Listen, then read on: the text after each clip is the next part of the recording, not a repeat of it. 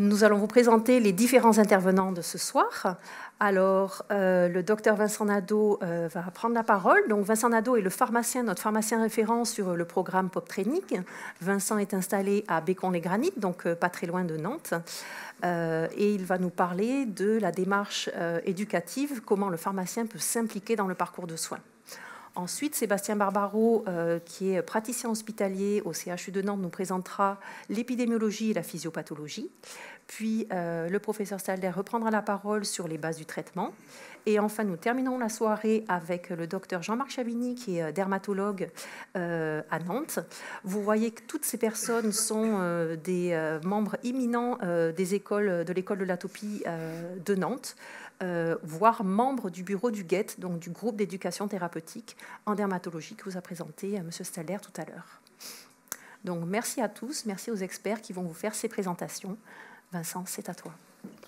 Bonsoir à tous. Alors pourquoi s'impliquer dans le parcours de soins? Alors comme vous tous, je suis pharmacien, Sophie vous l'a dit, je travaille en officine et vous le savez, notre métier évolue. Et les nouvelles missions qui nous sont confiées sont une opportunité extraordinaire pour nous impliquer dans le parcours de soins et remettre le patient au cœur du parcours de soins. Ce programme est en parfaite adéquation avec ces nouvelles missions. Avec ce programme, nous pourrons mieux communiquer avec nos patients et avec nos prescripteurs. Alors, s'impliquer dans le parcours de soins. Un premier exemple. Anne, 9 mois, vous la connaissez tous. Vous avez eu la même à la pharmacie. Vous savez le désarroi de ses parents. Et c'est les mots de sa maman. Vous le savez tous. Vous avez tous entendu, je ne sais pas où mettre la crème. Si l'examen rentre, l'asthme va sortir. La cortisone, ça soigne, mais c'est pire après. Je ne m'en sors pas avec les soins du soir. Et finalement, d'où ça vient? Tous, on a tous entendu ça. Tous la détresse de la maman. Alors, je vais vous proposer un jeu avec vos smartphones. J'espère que tout le monde est connecté. Alors, selon vous, dans une démarche éducative, quelle serait la proposition la plus adaptée pour Anne, 9 mois? Proposer un émollient, en 1. Suggérer un changement de régime alimentaire, en 2. Proposer un document explicatif, en 3. Proposer et discuter dans l'espace de confidentialité, en 4. Et en 5, orienter vers un dermatologue. Je rappelle qu'il n'y a pas de mauvaise réponse, mais il y en a une qui est plus adaptée dans la démarche éducative. Alors, dermatologue, 53%, bien sûr. Émollient, 15%. Un document, 15% aussi. L'espace de confidentialité, 15%. Je vois, les 3 dernières propositions sont très cohérentes. Mais nous, on aurait bien aimé espace de confidentialité, puisque c'est dans nos nouvelles missions, ouvrir le dialogue avec le patient, recentrer le patient. Donc justement, on est bien ensemble. On espère que ça va évoluer. Voilà.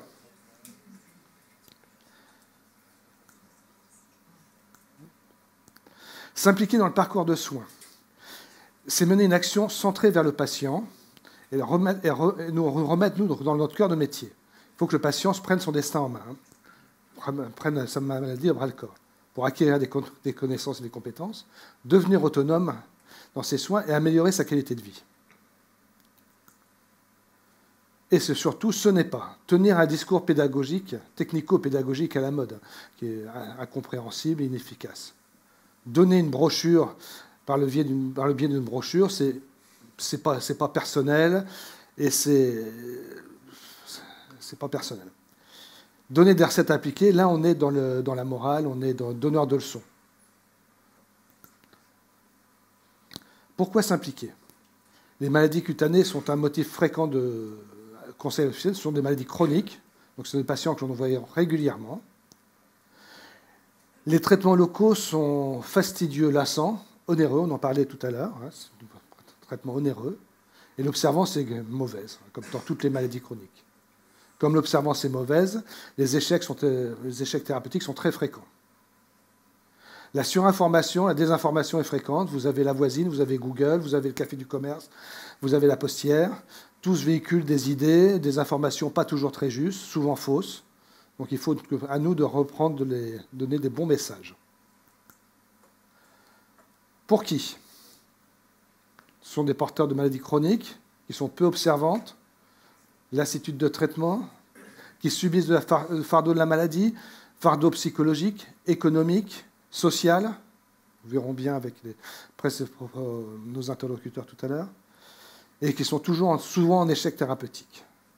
Cependant, il ne faut vraiment pas se mettre à la place des gens, des patients. S'ils ne veulent pas se traiter, ils ne se traiteront pas. Mais il faut tout faire pour les décider. Mais le choix reste dans la main du patient. Alors, comment? En offrant des échanges individuels entre l'équipe officinale et les patients, des temps d'écoute, des temps de parole, en écoutant, des conseils personnalisés, comme vous savez tous faire, pour tout, en aidant au suivi et au soutien des patients dans l'intervalle des consultations médicales, et en orientant vers les structures d'éducation thérapeutique. Ça tombe bien, on a les écoles de l'atopie. La posture éducative, c'est prendre son temps, apprendre et partager notre savoir. C'est prendre de la hauteur sur les traitements. Alors pour ça, il faut changer nos habitudes de l'officine. C'est la posture éducative.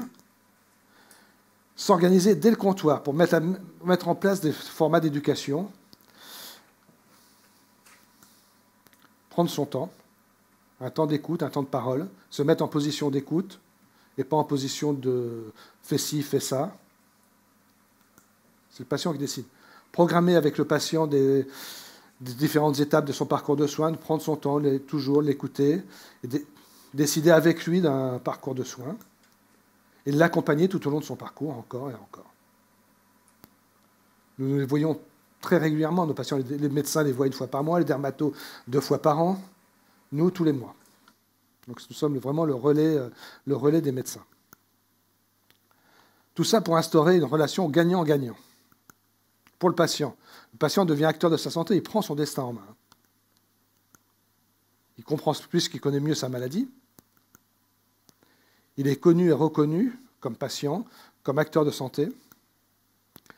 On allège son fardeau de la maladie puisqu'il peut en parler, il est mieux traité. Et il sait à qui demander de l'aide.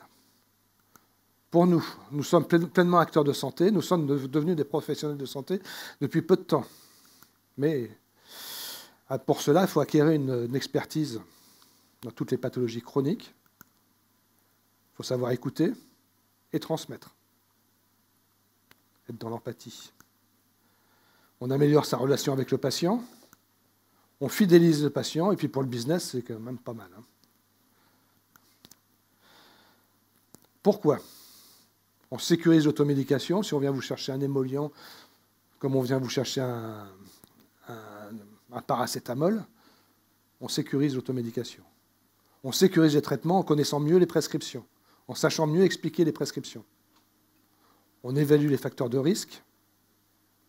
Par contre, quels sont nos freins? Nous en avons. 65% des pharmaciens ne connaissent pas bien la dermatite atopique.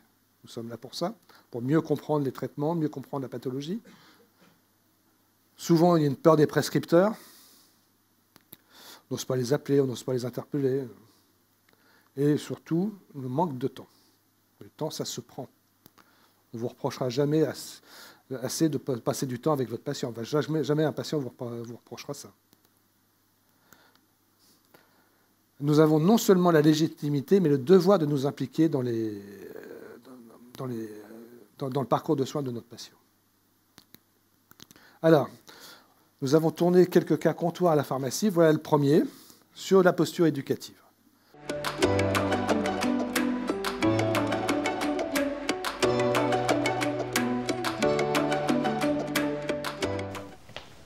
Bonjour monsieur. Bonjour madame, qu'est-ce que je peux faire pour vous?